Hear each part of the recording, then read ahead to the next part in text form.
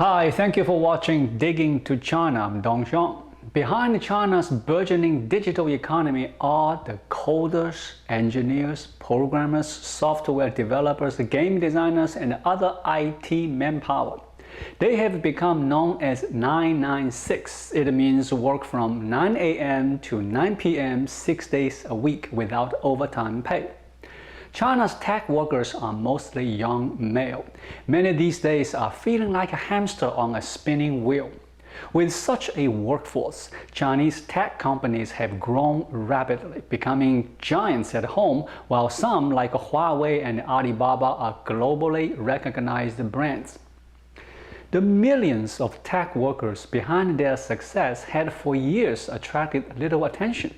But the issue went viral a couple of years ago with the anonymous release online of a blacklist of Chinese companies where 996 prevails, including e-commerce platform Pinduoduo, messaging and game giant Tencent, and ByteDance short video platform Kuaishou asked all employees to work on extra day every 2 weeks ahead of its February 4 initial public offering in Hong Kong. At TikTok operator ByteDance, employees have to work a 6-day week every fortnight. Huawei Technologies routinely asks staff for a 6-day week every month in return for extra pay or compensation leave. Yang Guoqing is a lecturer at the Center of Modern Human Resource Assessment. He described the 996 culture in a graphic way. Winners take all. Big fish eat small fish. Fast fish eat slow fish. This type of fierce competition has caused countless workers to pay a huge physical and mental price. From time to time, Chinese media and internet users have attributed reports of premature death of young tech workers to punishing workloads. In 2015, a Tencent developer collapsed and died while walking with his pregnant wife. A year later, a 34-year-old deputy chief editor of the Tianya online forum suffered a fatal cardiac arrest at a Beijing subway station. In 2018, a 25-year-old employee at drone manufacturer DJI also died from a cardiac arrest. In January this year, 2 young employees died at social commerce giant Pinduoduo. To date, no major tech firms in China have been punished for encouraging or forcing employees to work excessively long hours.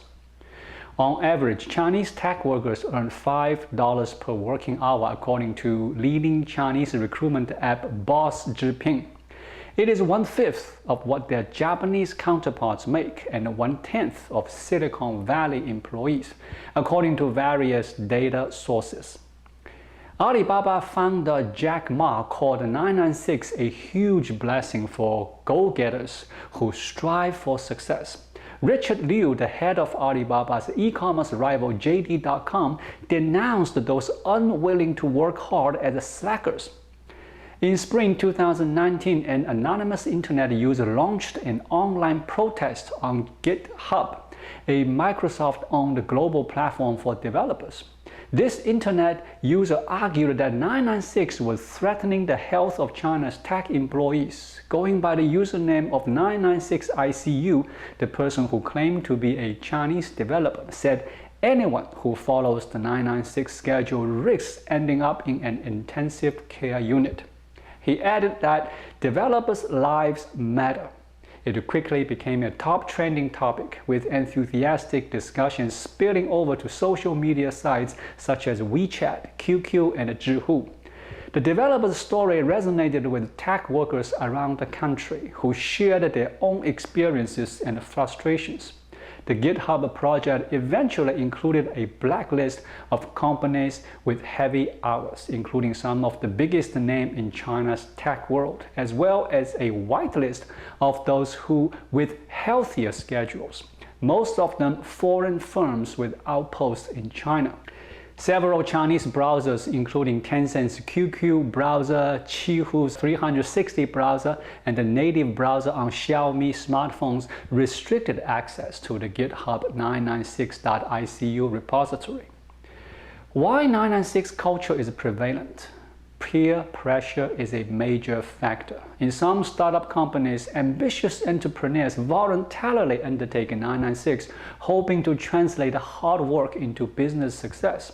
In many other tech giants, working long hours is a sign of commitment and dedication.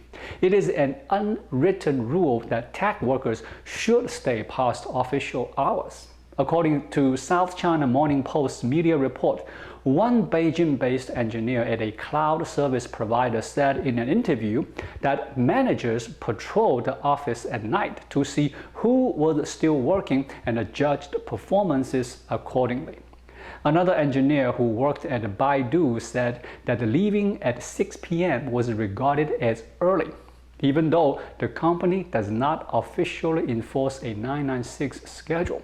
Whether the long hours spent at work yields any result, it does not matter. Perception is important. Some research has shown that long hours do not necessarily translate into better productivity. Technically, working more than 8 hours a day and 44 hours a week is illegal in China, and overtime work shall not exceed 36 hours a month, but the law enforcement by local authorities is spotty if not ignored. According to a survey by online recruitment platform Zhilian Zhaoping, more than 70% of 10,000 respondents said they had worked overtime without pay. Some tech workers said that because of the unreasonable assignments, it is impossible to complete work without extra hours. Chinese tech workers have been complaining about it for years, but many fear the situation has become worse, not better, due to pressure from the coronavirus pandemic, which has created an even tighter job market. That being said, there is an undercurrent in China that is building up momentum. The younger generation of Chinese are not fond of Jack Ma's work code. The Gen Z workers are known to slack off by refusing to work overtime, delivering medium quality work, going to the toilet frequently and staying there for a long time, playing with their mobile phones or reading novels at work. Working at a slower pace is a form of protest. The Chinese Gen Zers are fully aware that their meager earnings won't afford them a house or a financially comfortable life. They just do not buy into the hustle culture and are willing to settle with a minimalist lifestyle. In China, it is called tangping, or lie down flat. Thank you for watching. Please leave a comment and subscribe to my channel. Just click the subscribe button right here. I will see you again shortly.